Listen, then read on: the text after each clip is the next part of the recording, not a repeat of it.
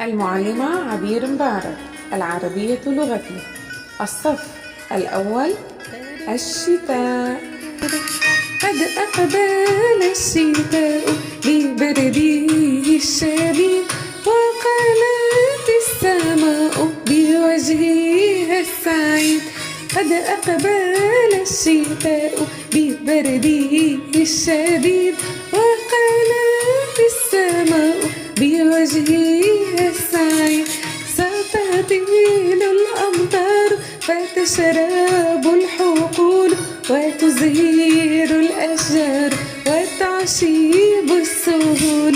ستهطل الأمطار فتشرب الحقول، وتزهر الأشجار وتعشيب السهول. دمتم بألف ألف خير.